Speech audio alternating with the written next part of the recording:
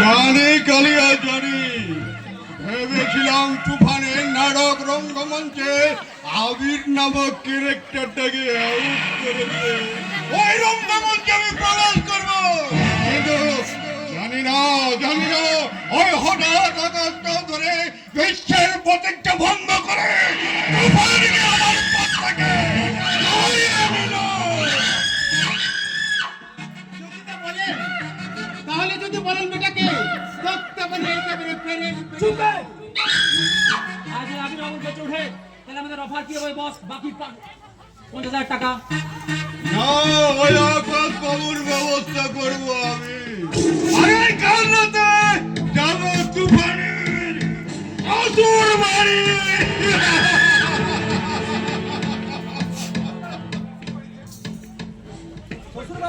Yes! যাচ্ছে কোথায়?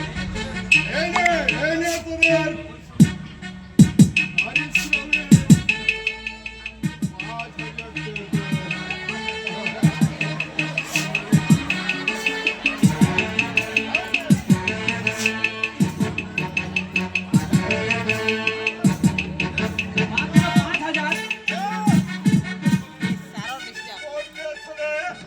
তোদের আরো 10,000 টাকা দেবো। আমি তো লরিটা বেশ মাঝ বরাবর চালিয়েছিলাম, কিন্তু সারা ট্যাক্সির ড্রাইভারটা সামান্য একটু কাটিয়ে না দিলে ওই ট্যাক্সি সমিতি আবার ওকে রোডের উপরে ছেড়ে করে দিতাম। একেবারে ছিঁড়ে চেষ্টা করে দিতাম, দেহত বেটার বড় চোরতাই। অবশ্যই চিন্তার কোনো কারণ নেই। ডাক্তার বলেছে 48 ঘন্টার মধ্যে আমি যদি জ্ঞান না ফিরে তাহলে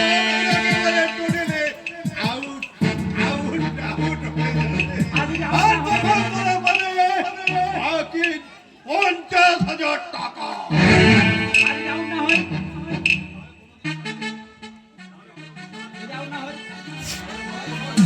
তাহলে পরের দিন শালাকে দস্তা পিঠে পেরেক পেটে দেবো। বাকি 50,000 টাকা।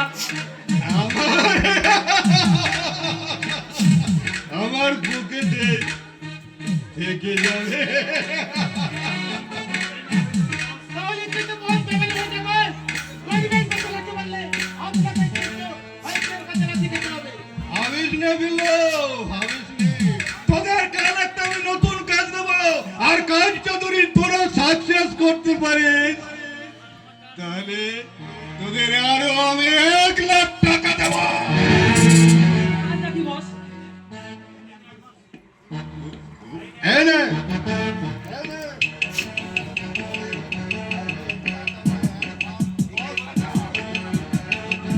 একে বলে দিচ্ছি তাকে।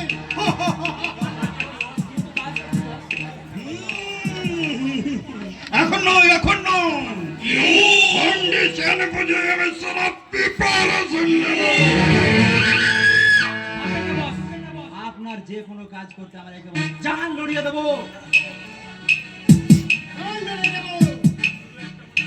শুধু একটা কথা মনে রাখ কালিয়া, আমাদের অপারেশনের টাইম হবে